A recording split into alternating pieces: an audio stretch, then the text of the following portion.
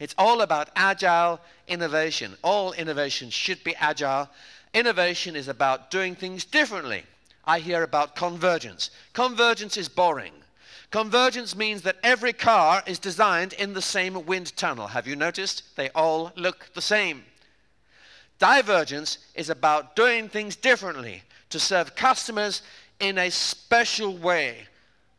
Of course, if you do it well, all your competitors will converge where you have gone.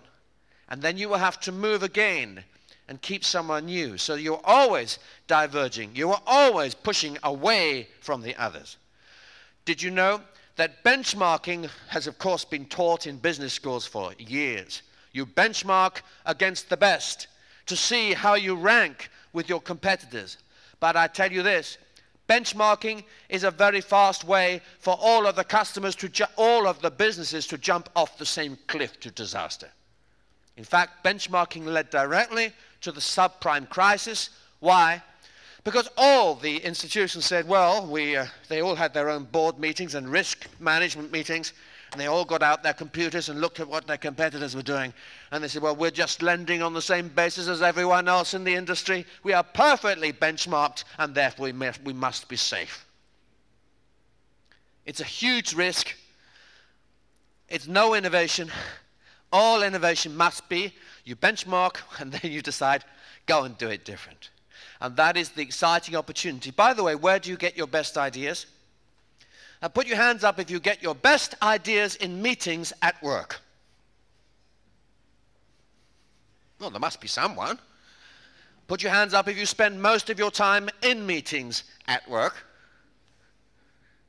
Oh, so what? Oh, very interesting. I wonder what you do. Put your hands up if you get your best ideas at home. I wonder where you are. What are you doing at home? Can I ask? Put your hands up if you get your best ideas in the shower at work. Or at home. At home. But shower? 1. Put your hands up if you get them watching TV or doing nothing. Put your hands up if you get your best ideas in the middle of the night, so you keep a piece of paper by your bed. I keep one, but I keep paper and pen by my bed every night.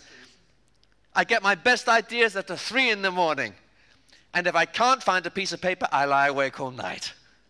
And I still can't remember them. Okay. So we understand something about human nature. Leaders lead with vision.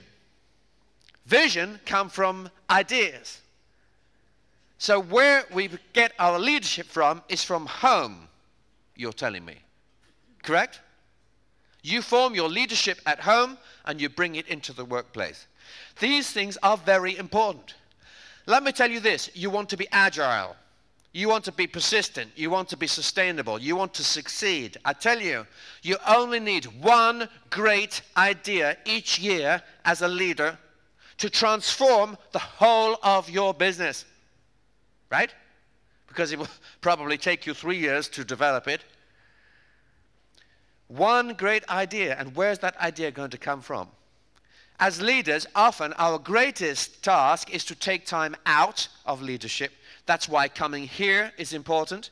It's why we distance ourselves from the work so we can be agile in our thinking. Because when we are in meetings all day long, all that happens is we become part of the system. We cannot innovate, we cannot change, we cannot get new vision. So we create space. We say, I will not be in tomorrow, and don't ask where I am. My BlackBerry is turned off. Let me say this. You cannot innovate if you are connected to your BlackBerry. I don't think you can have a great idea when you are online. Yes, you might find an idea which you then think about, but your idea, the genius which is you, will not come from reading someone else's website. It will come in that flash of inspiration. As you are thinking, you are cooking the meal, whatever it is, something happens inside you. And you get so excited, you know you have to write this down because this is the key to solving a massive problem. So we need to take time to think. And that's why we love wild ideas. Wild ideas provoke us. They challenge us. They take us out of where we are. The best ideas are powered by passion. If you want to innovate, focus on the need, focus on the challenge, the problem, the customer, and you will find motivation. If you only focus on cutting costs, you will rarely find innovation.